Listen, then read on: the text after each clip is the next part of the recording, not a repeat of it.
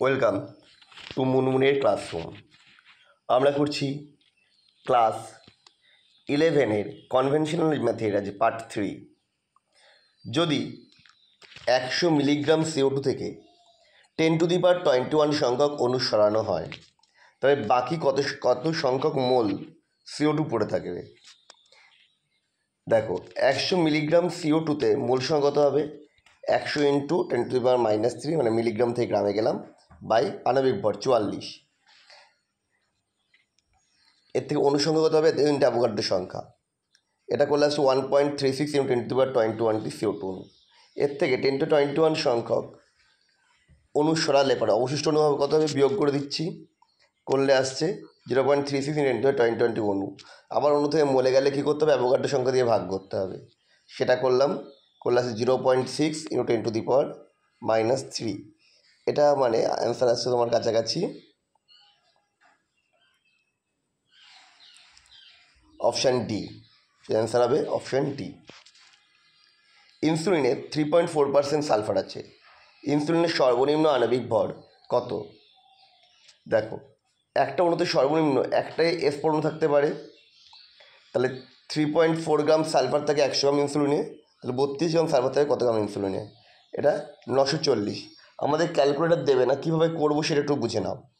দেখো, এখানে 32/3.4কে আমি ধরে নেব 3.2, তাহলে দশমিক তুললে উপরে একটা 10 যাচ্ছে, তাহলে 32 কেটে গেলে আসছে 1000। তাহলে নিচেটা আমি একটু 34 কম ধরেছি, 32 ধরেছি, তাহলে আমার 1000 আসছে। তাহলে 34 হলে আরেকটু কমে যাবে অ্যান্সারটা, মানে 1000 থেকে সামান্য কম হবে। এখানে অপশানগুলোর মধ্যে 1000 থেকে সামান্য কম 940ই আছে, দ্যাট মিনস অপশান হবে এ। 0.09 গ্রাম জলের মধ্যে কতগুলো হাইড্রোজেন পরমাণু আছে? দেখো, 18 গ্রাম জলে হাইড্রোজেন পরমাণু আছে, অ্যাভোগাড্রো সংখ্যা গুণ 2, কারণ H2। তাহলে 0.9 থাকবে কত? তাহলে এটা কত ইন্টু 0.9 মানে 18 পরে নিচে হচ্ছে 0.9। দেখো, দশমিক তুলে তলায় 100 আসছে, আর 9 দুগুণে 18, 18 কেটে যাচ্ছে। তার মানে অ্যাভোগাড্রো সংখ্যা থেকে বাই 100, দ্যাট মিনস 6.022 × 10⁻21। কোনো যৌগে 2 অণু নাইট্রোজেন পরমাণু আছে। যৌগটির 30.43% নাইট্রোজেন থাকলে আণবিক ভর কত হবে? 30.43 ভাগ নাইট্রোজেন হচ্ছে 100 গ্রাম যৌগে, আর 2টো নাইট্রোজেন পরমাণু মানে কি 28, তাহলে 28 গ্রাম থাকবে কতর মধ্যে? ক্যালকুলেশন করেছে 92।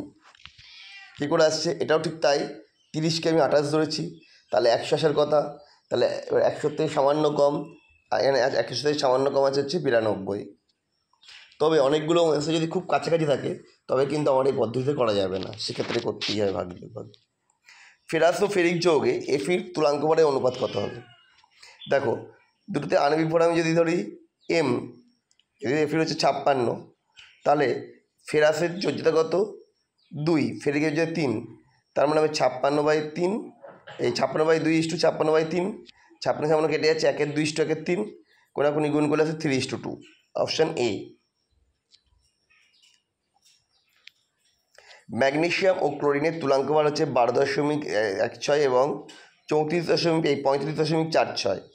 অনার্দ্র ম্যাগনেসিয়াম ক্লোরাইডে ক্লোরিনের শতকরা পরিমাণ।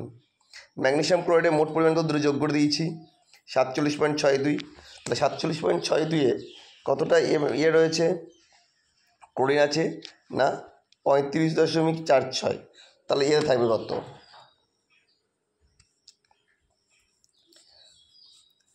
100 থাকবে কত শতকরা পরিমাণ যেহেতু বলেছে। তাহলে এটা ক্যালকুলেশনটা এইভাবে করা হচ্ছে, 47.62কে আমি ধরে নিয়েছি 50, 50 সালে 100 কাটলে কত হচ্ছে 2, তাহলে 35 দুগুণে 70 পয়েন্ট সামথিং, 70 পয়েন্ট সামথিং আসছে, কিন্তু আমি তলাটা বেশি ধরেছি, আরও কম হলে ধরলে তলায় আর একটু বেশি আসবে, তার মানে এটাই আসছে 34.46। 27 CaOH2 প্লাস H3PO4 অ্যারো তৈরি CaHPO4 প্লাস 2H2O।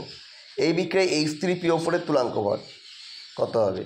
এখানে দেখো, এই আমরা জানি গ্যাসের তুলাঙ্ক ভর মানে হচ্ছে পারমাণবিক আণবিক ভর বাই ক্ষারকারিতা। এখানে কতটা ক্ষারকারিতা হচ্ছে? 2, দুটো OH গ্রুপ নিয়েছে, তাহলে সেটা করলে আসছে 49, অপশান বি। এটা ধাতুর তুলাঙ্ক ভর 12, তা ধাতব অক্সাইডগুলির তুলাঙ্ক বার কত হবে? ধাতুর তুলাঙ্ক বার যোগ অক্সিজেনের তুলাঙ্ক বার মানে 12 যোগ 8, দ্যাট মিনস হবে 20। Option C. নিচেরগুলো কোনটিতে এমএনের তুলাঙ্ক বার সর্বাধিক? দেখো, যেখানে এমএনের যোজ্যতা কম তুলাঙ্ক বার তার বেশি হবে, কারণ তুলাঙ্ক বার ইকুয়াল টু A/V, পারমিফর ইন্টু যোজ্যতা। পারমিফর তো বদলাতে পারে না, যোজ্যতায় শুধু বদলেছে। তাহলে এখানে এমএনে দেখো যোজ্যতা সব থেকে কম 2, তাই এখানে হচ্ছে ওর তুলাঙ্ক বার সর্বাধিক। 2.2 গ্রাম সালফার ও এস সমন্বিত যৌগে 1.24 গ্রাম ফসফরাস আছে, যৌগটার স্থূল সংকেত কী হবে? তাহলে 2.24 গ্রাম যৌগের মধ্যে পি আছে কতটা? 1.24। তাহলে সালফার আছে কতটা? 2.2 মাইনাস 1.24, দ্যাট মিনস 0.96 গ্রাম। তাহলে ফসফরাস ইস টু সালফার কত হবে? পরিমাণ বাই পারমিফর করেছি, অনুপাত করলে আসছে এটা 4:3। তারপর প্রথমে দশমিক তুলে দিয়েছি, দিয়ে কাটাকুটি করেছি, পাতি কাটাকাটি একদম। তাহলে স্থূল সংকেত আসছে কি? P4S3, অর্থাৎ যৌগটার স্থূল সংকেত হবে P4S3। তোমাদের এই ভিডিওগুলো কেমন লাগছে অবশ্যই কমেন্ট করে জানাও। আবার দেখা হবে নেক্সট ভিডিওতে, এবং ভালো লাগলে লাইক করবে, শেয়ার করবে। যত বেশি ভিউ হবে তত তাড়াতাড়ি পরের ভিডিওটা আসবে।